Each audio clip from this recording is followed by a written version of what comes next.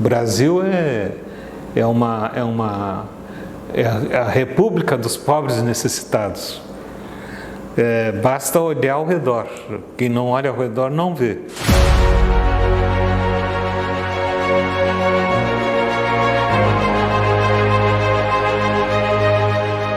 A Associação dos Assistentes Judiciários foi criada para que pudéssemos ter uma remuneração digna e um tratamento digno, porque esse cargo ele foi vinculado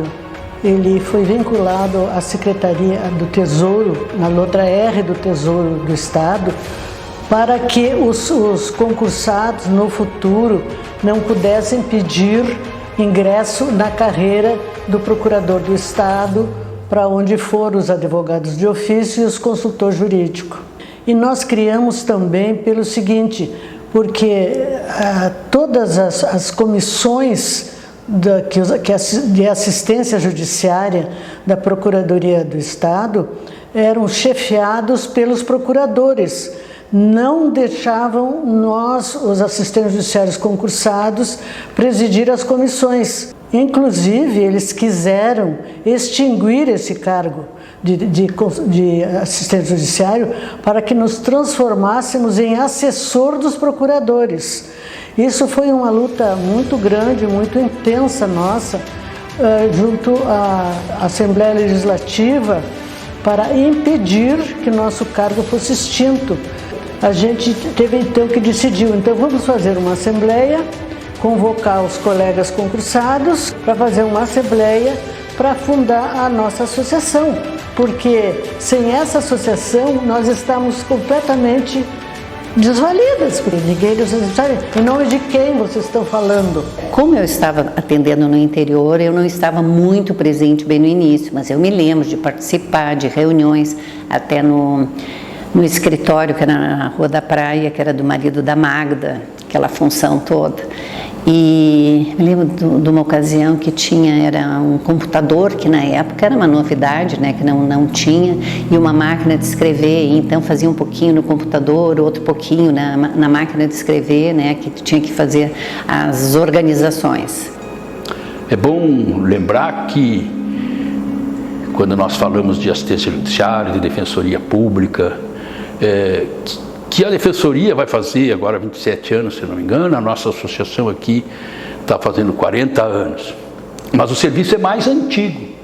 O Serviço de Assistência Jurídica Oficial do Estado do Rio Grande do Sul, ele era prestado desde 1965. Talvez até eu tenha me enganado, talvez seja 66. Desde que foi criada uma instituição que se chamava Consultoria Geral do Estado. A nossa carreira ficou muito precária. Nós fizemos junto o concurso, junto com o de procurador do Estado. Olha só, eles chegaram a fazer 9 concursos para procurador do Estado e nunca mais fizeram para assistente judiciário. E não só nunca mais fizeram, como extinguiram a carreira. Nós tínhamos que... Eu tive que interromper as férias, fui avisado pelos colegas, para vir da praia, para fazer opção para continuar na carreira, senão eu ia virar uma coisa chamada assessor jurídico, que era para assessorar os procuradores do Estado. Precisava-se ter uma associação que falasse por nós, que fosse uma única voz. Mas havia uma ala de assistentes judiciários que não via com bons olhos os colegas, porque eles não tinham feito o mesmo concurso que nós, etc. E nós que não éramos concursados para assistente judiciário, eu era da extinta Caixa Estadual cedida para a unidade de assistência judiciária, então, da PGE.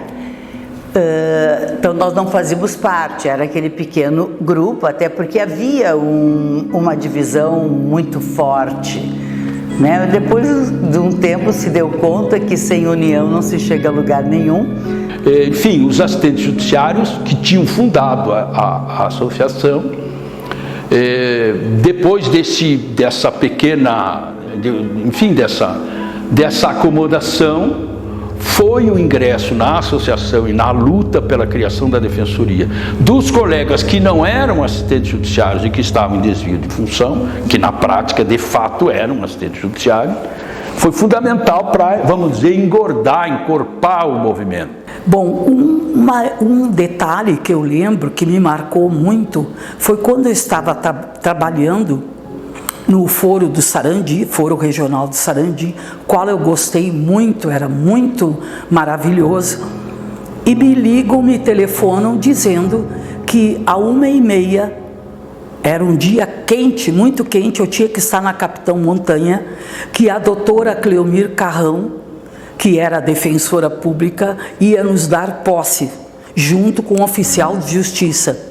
Aí eu falei com a secretária e disse, mas não dá tempo para mim ir até em casa, me arrumar, não dá tempo, mas vou assim, compreende, suada e empoeirada, um dia tão quente, assim mesmo, doutora, a senhora vai assim mesmo como está. Levou mais ou menos uns 9 anos até nós ter considerado ser reconhecida legalmente como defensora pública, demorou muito tempo. Foi uma emoção muito grande, porque mesmo sendo demorado, mas nós ganhamos. E junto com esses colegas da SUSEP, eu consegui fazer um grupo bom também. Nós tivemos que fazer uma ação judicial para entrar na condição de defensor, e nós tínhamos todas as características necessárias para preencher os requisitos, e o nosso advogado foi excelente, foi um desembargador aposentado, o Dr. Carlos Alberto Oliveira, uma pessoa fantástica, diligentíssimo, que nos propiciou entrar de crista para cima dentro da Defensoria Pública, e nós fazíamos a nossa parte. E aliás, a parte que a gente fazia não interessava para muitos, porque era uma parte que tinha que descer para atender aquele efetivamente necessitado, que era o que era pego na rua, o negro, o branco desprezado, abandonado, todos abandonados que estavam na rua. Qual é a tendência? É sair à cata daquilo que vai lhe prover alguma substancial vida, que na realidade não é uma inverdade isso aí. Então o que faziam? Caíam dentro daquela vala comum terrível. E o defensor que trabalha lá dentro do presídio vai encontrar essas pessoas e vai ter que atendê-los. Nossa luta foi árdua em tudo, né? Uma que não se tinha dinheiro e não se contava também com a sensibilidade do governo estadual, enfim, nós choramos muito, rimos também, mas choramos muito, nossa, e cada batalha, mas não perdemos a guerra, mas as batalhas foram árduas até chegar aqui. Em Estância Velha, por exemplo, eu saía de manhã às 3 horas da madrugada, porque o pessoal que ia, os assistidos, a maior parte deles trabalhava em fábrica de calçados, e o início era às 7 horas da manhã. E eles não eram dispensados porque iam falar com o defensor. Não eram. Então eu ia de madrugada e atendia numa sala, que era no fórum naquela época, era numa casa que era antigamente residencial. Os assistidos ficavam todos na rua. Em época de eleições, aí o pessoal trabalhava, fazia essa garagem dessa casa onde eu atendia, que era junto com os oficiais de justiça, aí passava a ser do eleitoral, então tinha que atender no muro, eu atendia ao ar livre, e quando chovia dentro do meu automóvel.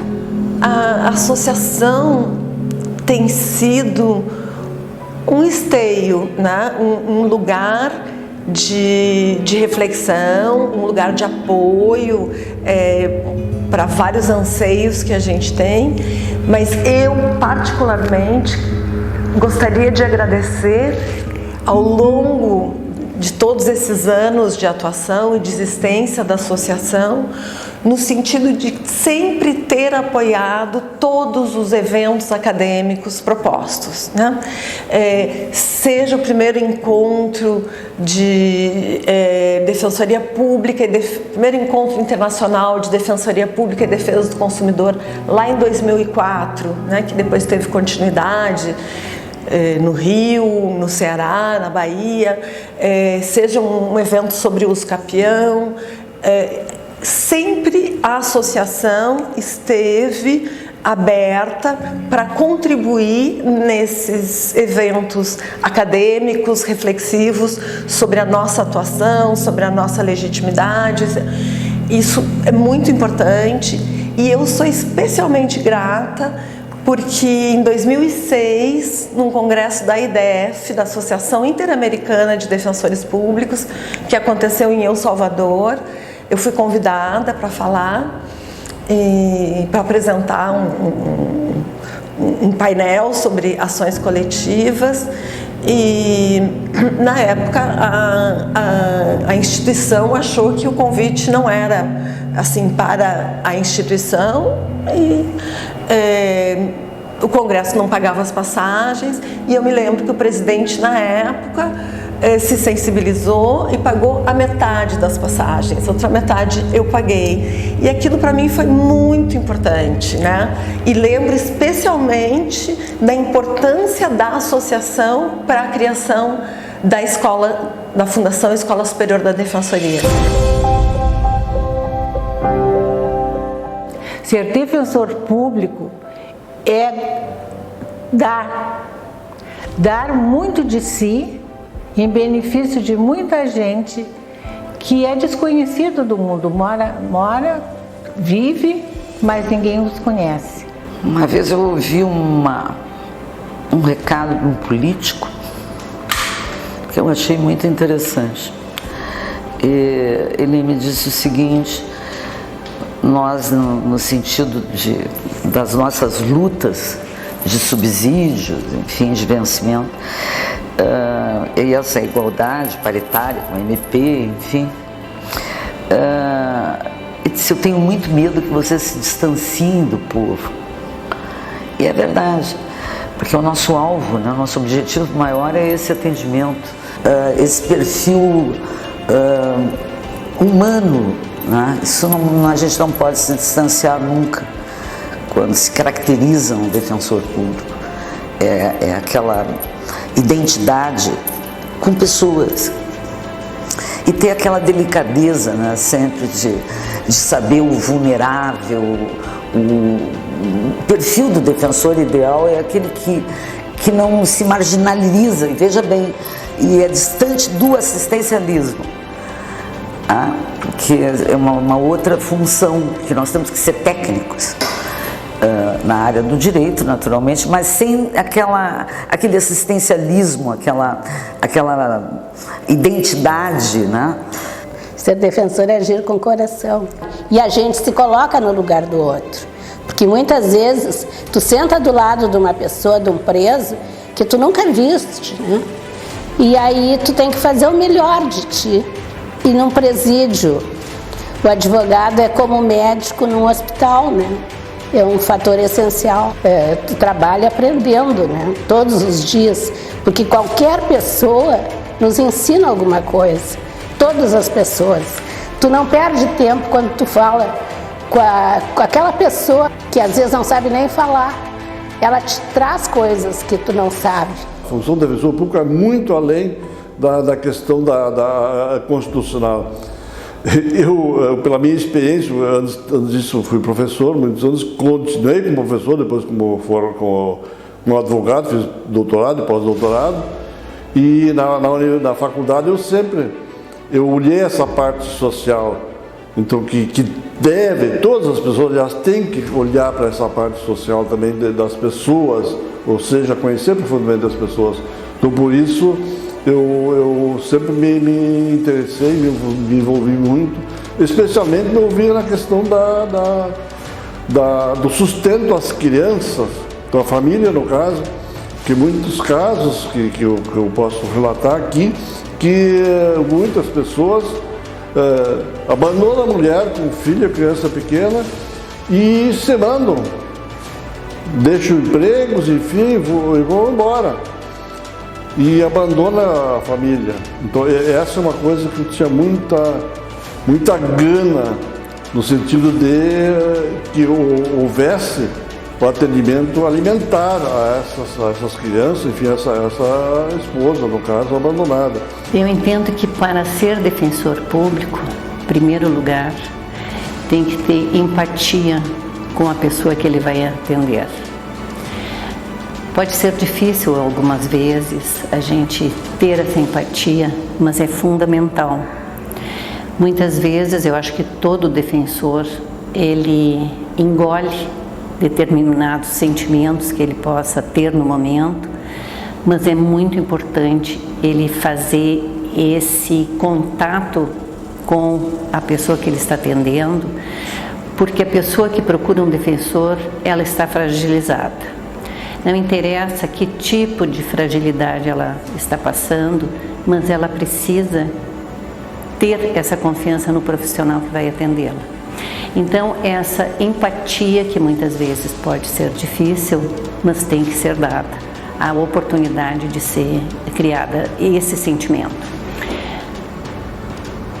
Outra coisa que eu acho fundamental é ver na pessoa que está sendo atendida, além da necessidade dela, é dar uma autoestima, que muitas vezes a pessoa está arrasada, ela não tem confiança em si, por ter sido desmerecida ou agredida ou estar sofrendo uma violência financeira, não interessa que tipo de prejuízo ela está sentindo, mas ela tem que sentir a confiança no profissional que vai defendê-la.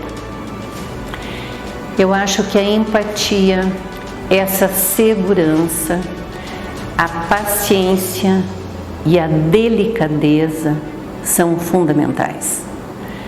Me recordo agora, não sei o nome, eu esqueço, mas de um preso aonde eu me dediquei muito, me empenhei muito e finalmente no fim do processo ele foi condenado. Me virei para ele, fui até ele melhor e disse: olha, meu amigo, o que eu podia fazer, eu fiz. Ele me disse algo que me surpreendeu. Doutor, eu lhe aplaudo. O senhor fez tudo o que poderia ser feito e eu lhe parabenizo por isso. Não liga para a condenação. Esse é o primeiro envolvimento que deve haver, penso eu. Deve haver do profissional empenho, dedicação. Chegar a esse extremo que eu cheguei de ficar adoecido, de ter AVC, de ter infarto. Graças a Deus, com AVC eu fiquei inteiro, normalmente não fica. Mas ter essa dedicação, porque atrás de nós, em todas as áreas do direito, atrás de nós ou do nosso lado, eu digo atrás de nós porque o réu fica às nossas costas no júri, mas ao nosso lado nas demais áreas, tem alguém que deposita na nossa pessoa e, por consequência, na nossa instituição, todo o futuro da vida dele. Se nós falharmos, nós não estamos falhando só para ele, nós estamos falhando para nós mesmos e para a nossa instituição, que já sofreu muito. Eu cheguei a certo ponto que eu estava fazendo a oratória e eu parei no meio do plenário e tudo desapareceu. Deu, como se diz no popular, deu um branco na memória. Eu fiz só um pedido a Deus. Não, às vezes falha. Não faz isso comigo, meu Deus. Me acalmei. 1 minuto mais ou menos depois eu voltei com a palavra. Então esse, entendo eu, é o nosso trabalho. Nós temos o réu, nós temos o nosso assistido e nós temos, o mais importante, a nossa instituição. Se nós, todos, deixarmos de avaliar coisas erradas e pensarmos mais em defender a nossa instituição, o natural, o lógico será que nós iremos crescer. Nós temos uma instituição, nós temos uma associação que nos dão o apoio que precisamos, e o que falta, ou o que deve haver, é o nosso empenho no trabalho. E é o que todos nós, ativos ou aposentados, é o que todos nós queremos. Porque eu, aposentado, eu me orgulho da minha instituição. Acho que todos nós devemos nos orgulhar, esteja onde estejamos. Então, tu sempre tem que olhar para o assistido e ao teu trabalho. E tu tens que levar a andar de cabeça erguida sempre com o teu trabalho. Para aquela pessoa que nos procura, não me interessa se é criminoso, se é questão de família, se é uma pessoa cruel, se está errado ou está certo. Ele é um ser humano, ele vai ser amparado e, se for o caso, ele será totalmente defendido em sua plenitude. Porque nós, defensores públicos, se não acolhermos as pessoas, se nós não tivermos o contato com as pessoas, se o nosso assistido não olhar no olho do seu defensor, de não tocar no seu defensor, de não conversar com o seu defensor, ele não está sendo acolhido, ele não está sendo amparado. Então eu sempre disse, né, que nenhuma instituição está tão perto da justiça como a Defensoria Pública. E tem um fato que eu lembro, eu estava no ônibus me dirigindo para casa. Naquela época não tinha Covid, eu andava de ônibus. E tinha duas senhoras de idade na frente conversando sobre a defensoria, que ambas estavam fazendo a químio, era muito caro, 1.800 por mês, elas não tinham condições, então elas tinham direito, elas procuraram a defensoria, que ingressou em juízo e foi concedido essa ajuda para elas. E estava atrasado, o dinheiro não tinha vindo, e elas tinham a químio já marcada, não é? Com data marcada. Então elas foram até a defensora pública, que acionou imediatamente, graças à defensoria, foi pago, foi concedido a medicação. Entrou nesse meio tempo no ônibus uma pessoa que me conhecia e me cumprimentou. Quando elas souberam que era defensora também, naquela época eu não estava aposentada, elas ficaram muito emocionadas, vieram me beijar e disseram: é o setor mais importante que a gente teve até agora, porque se nós estamos vivas, se nós estamos podendo fazer uma químio, eu agradeço a defensoria. Eu me emocionei muito com o depoimento delas no ônibus. O ônibus não estava lotado e muita gente então se virou para olhar para nós, porque né, eu estava também na frente, já tinha passado pela roleta, olhar para nós aquele papo, né, sobre a defensoria. Aí muitos eu vi que perguntaram para elas o que era a defensoria, e eu desci e ela ficou explicando sobre a defensoria. É um detalhe que eu me lembro com muita emoção, com muito orgulho. Ser defensor público é saber que aquela pessoa conta contigo e que tu não vai decepcioná-lo. Porque o indivíduo que está entrando, seja ele um contumaz, um permanente entrante dentro do sistema penitenciário, ele tem muitos que são os que são virgens na prática. Então eles vão entrando ali e se deparam com o caos, né? Como é para aquele que é defensor um caos permanente a entrada para observar cada um daqueles indivíduos.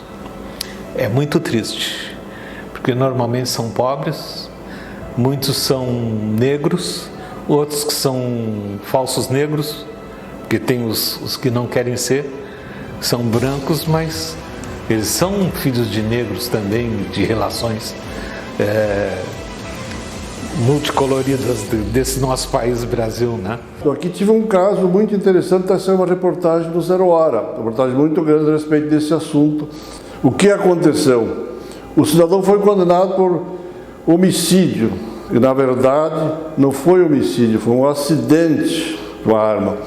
Então o que aconteceu? Eu fui buscar o processo original, que não tinha nada a ver, porque a minha intenção era tentar fazer uma revisão, de repente, se fosse o caso, né? Então eu verifiquei o processo, descobri que o juiz do júri suspendeu um júri por ineficiência da defesa. Resultado, esse cidadão foi marcado a outra data. Então ele trouxe mais um advogado junto, que era pior do que o próprio. Então o que aconteceu? O cidadão foi condenado a 6 anos. Lógico, quando começou a cumprir a pena, vai para o central, fechado. Aí eu atendi no central, o cidadão me procurou e tal, me conversou e tal. E eu disse para ele, manda sua esposa. A esposa dele foi lá comigo no foro, porque eu atendi no foro 60, 70 pessoas por dia, não fazia 10 fichas, no caso, não tinha comigo isso. Então essa cidadã veio lá com 3 menininhas, 3 filhos que ela tinha. Aí comecei a conversar com ela, o que o seu marido faz? Diz, ele faz as calhas, não sei o que. A senhora tem uma microempresa, alguma coisa assim? Diz, não sei, eu fazia assim, né? Dava um recibo, um papel. Diz, vamos fazer o seguinte, eu liguei para um contador conhecido meu, diz, eu vou mandar uma senhora e tu faz uma microempresa no nome dela. Tu consegue fazer no máximo em 30 dias, deixar tudo pronto, alvará e tudo? Faço, até ele fez. Ela trouxe toda a documentação e eu falei com o juiz de execução na época, o falecido doutor Escapino, que era o juiz.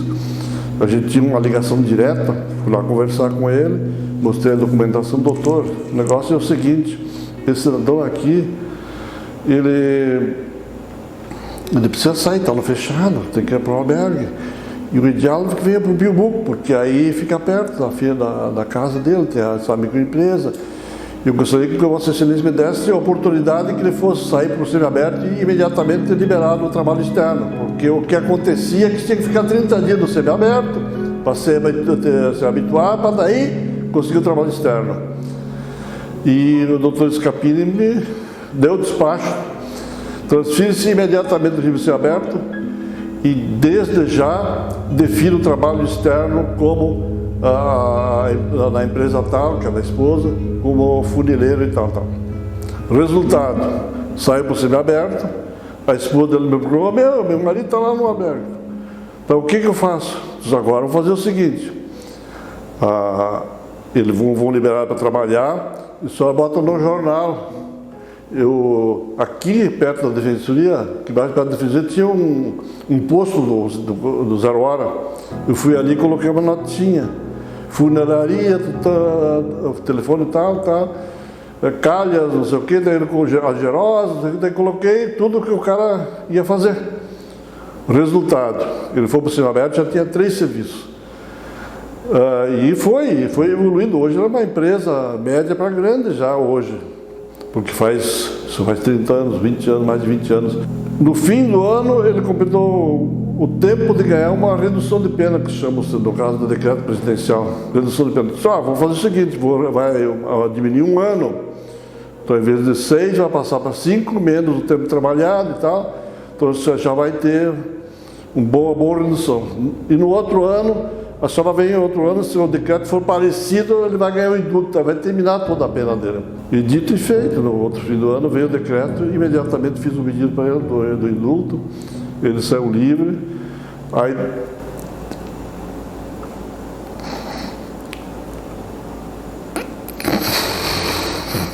a esposa dele chegou lá depois e disse, doutor, meu marido está livre. Muito obrigado. Aí depois, tem uma reportagem da Zero Hora, eu pedi para ela se podia dar entrevista, ela deu entrevista na Zero Hora e disse, olha, a defensoria nós caímos no céu. Se não fosse a defensoria, o meu marido estava preso hoje. Uma história que me marcou muito foi uma senhora de 60 anos que era casada e o marido estava numa cadeira de rodas e ele era violento e ele batia nela de bengala. O nome dela eu nunca esqueci, Noêmia. Uma mulher bonita, assim, já de meia idade, mas judiada por aquela vida. Não tiveram filhos. Ela não sabia quanto ele ganhava e ele não dava, ela não tinha dinheiro, o dinheiro era muito pouco para comida, para as despesas da casa. Aí ela procurou a defensoria. Eu disse para ela que se ela conseguisse um contra-cheque dele, para nós fazermos uma cópia e entrar com desconto em folha de pagamento. Ela disse que sim. Aí ela conseguiu esse contra-cheque. Aí eu falei para ela, bom, só que tem uma coisa, como ele te agride, não é? Vamos fazer ocorrência. Ela nunca tinha feito ocorrência. E agora, quando ele souber no dia que ele vai saber que 1/3 vai ser descontado, eu te confesso que tenho medo de uma agressão, então eu te diria que seria bom tu ter uma parente dentro de casa, alguém com vocês, porque já que você não tem filho. Aí ela chamou uma prima do interior e a prima ficou ali. E realmente, no dia que ele foi, eu acho que ele ia até o banco naquela época, foi até o banco receber, ele levou um choque quando viu que mais ou menos mais de R$1.000 tinha sido descontado dele. Não é? E ali falava para quem? Destinado para a dona Noêmia. Ele chegou em casa a fim de brigar e talvez outra vez agredir ela, mas tinha a prima ali. E ele teve que se conter, né? Porque ela seria uma testemunha. Bom, fomos para a sala de audiência e o juiz chegou e disse, olha, devido à circunstância que a doutora Sônia explicou, a idade dela mais de 60, eu já vou condenar o senhor, esses alimentos provisórios vão ficar como definitivos de 1/3. E aí o advogado dele quis contestar, o juiz disse, não adianta a contestação, todos esses anos ela não sabia o quanto que o senhor ganhava, esse dinheiro também seria dela, não é? Então eu mantenho a decisão que eu dei, e a casa que vocês têm terá que ser dividida também. Aí ele tentou fazer as pazes com a esposa na audiência e ela disse, não, de jeito nenhum, não quero mais. Mas o interessante dessa história é que passam-se anos, não sei se 2 ou 3 anos, eu me encontro ali na Avenida Borte de Medeiros com uma senhora muito bonita, cabelo pintado de caju, mas bonita, maquiada e tudo, era a dona Noêmia, me dizendo que estava muito feliz com o divórcio, com tudo, que tinham dividido a casa e que a pensão estava, né? E que ela tinha organizado a vida dela, mas que casar ela não queria mais. Agora, que ela ia nos bailes dançar bastante, que ela merecia. Nós somos os responsáveis de dar cidadania para aquele marginalizado, não pelo que fez de errado, mas muitas vezes ele nem um registro de nascimento tem. Então nós temos assim uma missão social muito, muito, muito maior que tirar um bandido da prisão. Nós somos um advogado da porta da cidadania, da entrada da cidadania. A gente é o guardião dessa porta. Nós somos a voz que se diz das pessoas empobrecidas ou das pessoas vulneráveis, e elas não têm o condão de forçar. O defensor público envolve também a doença da alma, o sossego, a tranquilidade da família, a parte monetária, e todos os aspectos da vida do indivíduo. Nós estamos aqui para servir a defensoria e não o contrário. A defensoria não existe para servir defensor. A única excelência que existe nesse polo todo é o assistido, que procura a defensoria. Quer dizer, embora muitos assim acham que nós entramos pelas portas dos fundos, você entrou, não foi pela porta dos fundos, foi bem pela porta da frente, porque quem fez a porta, quem fez as paredes, fomos nós. Vida longa para a DEPER.